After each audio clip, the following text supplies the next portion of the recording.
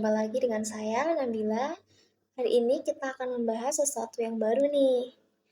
Nah, pembahasan kita hari ini adalah Internet dan Cyber Public Relation. Oke, pertama-tama kita akan bahas dulu apa itu Cyber Public Relation sih. Jadi, Cyber Public Relation itu merupakan kegiatan kehumasan yang dilakukan dengan sarana media elektronik ataupun dengan internet. Jadi, Cyber Public Relation itu kegiatan-kegiatan humas yang dilakukan dengan memanfaatkan berbagai teknologi yang telah dikembangkan. Terus, apa aja sih media sosial yang bisa digunakan dalam kegiatan kehumasan itu? Nah, di sini ada contohnya. Yang pertama ada Facebook, ada Twitter, ada Instagram, dan yang terbaru kita punya media sosial yang namanya TikTok. Nah, selain keempat media sosial itu, masih banyak media sosial lain, seperti ada Weibo yang mana itu media sosial yang khusus digunakan di China, ataupun Never yang khusus digunakan di Korea. Nah, selanjutnya kita akan membahas apa aja sih faktor yang mempengaruhi adanya perubahan dari public relation yang konvensional menjadi cyber public relation itu. Nah, faktor yang pertama ada perkembangan media sosial. Di sini karena adanya perkembangan media sosial yang cukup pesat akhir-akhir ini, maka mengharuskan para praktisi public relation itu harus bisa mengubah dari konvensional menjadi cyber public relation. Dan kemudian yang kedua ada pandemi COVID-19.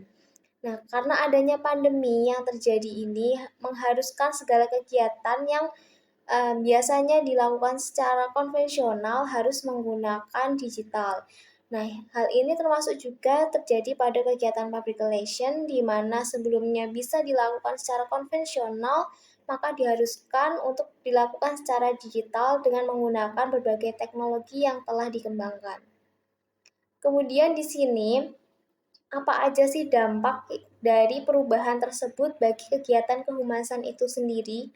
Nah, dampaknya itu, kegiatan kehumasan akan lebih responsif dan inovatif dalam mengembangkan perusahaan di mata stakeholder. Dengan berbagai media yang telah dikembangkan akan membuat kegiatan kehumasan menjadi lebih kreatif dan inovatif dalam merangkai kegiatannya sendiri. Oke, selanjutnya kita akan membahas mengenai jenis dari cyber public relation. Yang pertama di sini ada berita. Seorang profesional PR diharapkan bisa membuat informasi ataupun berita dalam sebuah laman website ataupun blog dan dalam laman media sosial yang lain. Kemudian selanjutnya di sini ada publikasi. Jadi seorang profesional PR diharapkan bisa membuat publikasi selain berita dari acara-acara suatu perusahaan dalam sebuah laman website ataupun blog ataupun dalam media-media sosial yang lain yang dapat menguntungkan perusahaan. Oke, kita akan masuk dalam pembahasan terakhir kita, yaitu apa manfaat dari cyber PR. Kita sudah belajar dari apa sih itu cyber PR, dan sekarang kita akan belajar mengenai manfaat dari cyber PR. Nah, manfaat dari cyber PR yang pertama ada real time. Pada real time sendiri itu berarti informasi dapat disebarkan kapan saja secara real time. Kemudian ada yang kedua, komunikasi konstan, artinya dapat terjadi komunikasi di mana saja dengan memanfaatkan berbagai teknologi yang telah ada. Kemudian ada interaktif. Nah, interaktif itu berarti adanya feedback atau komunikasi dua arah yang terjadi.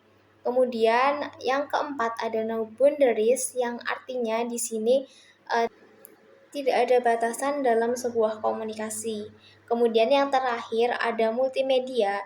Di sini berarti informasi yang disajikan bisa memuat berbagai media seperti teks, gambar, tulisan, ataupun video.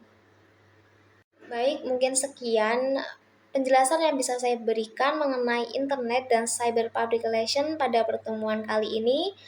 Semoga bermanfaat.